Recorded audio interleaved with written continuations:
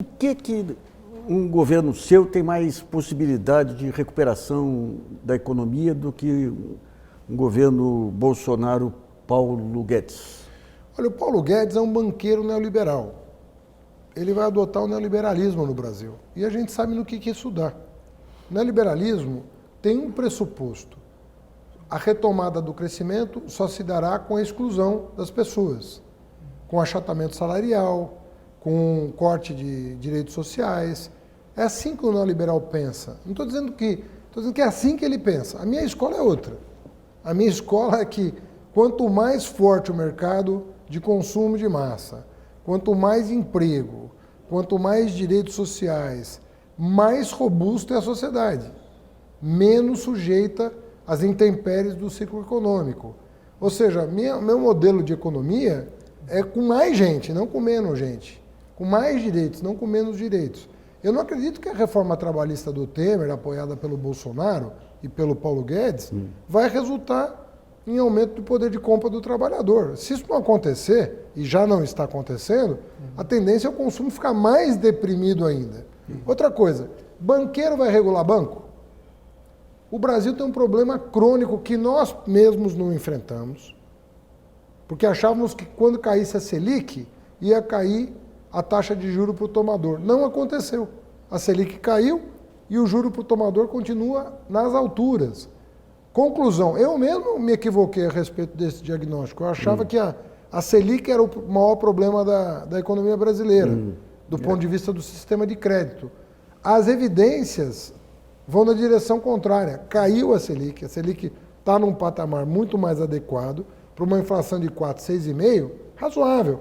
E o juro do banco não caiu.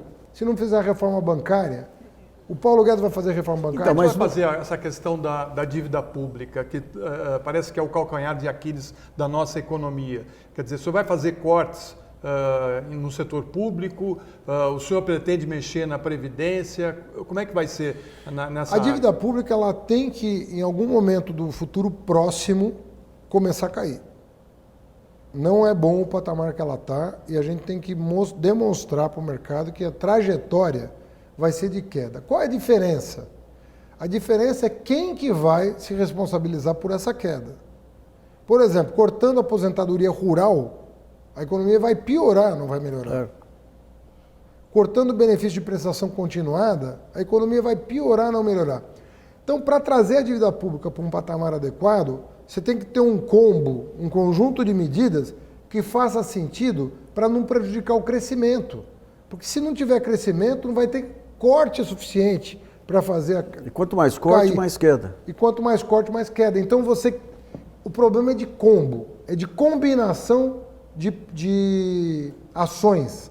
Você tem que cortar, mas saber cortar, sobretudo dos privilegiados, né? Você tem que garantir o poder de compra dos de baixo para se transformar em consumo e ativar a economia. Então você tem que ter uma reforma tributária que cobre de quem tem e não paga e desonere quem não tem e paga.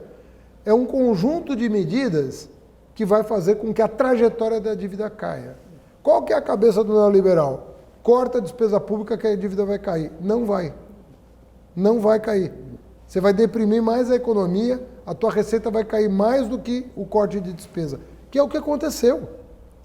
Inclusive a informalidade do trabalho promoveu uma queda da receita daquele que é o mais... Que é a questão da Previdência, do regime geral. E o desconto em folha, né? Você percebe? Então não é... As pessoas são contra a responsabilidade fiscal? Não. Eu recebi grau de investimento na cidade de São Paulo da agência FIT. A cidade de São Paulo é uma das poucas cidades do país que tem grau de investimento depois do trabalho que eu fiz. Agora, responsabilidade fiscal é responsabilidade inteligente de produzir o resultado. E o governo Temer, com o apoio do Bolsonaro, o partido Bolsonaro votou todas as reformas do Temer. O que resultou? O déficit não melhorou, a trajetória da dívida tampouco.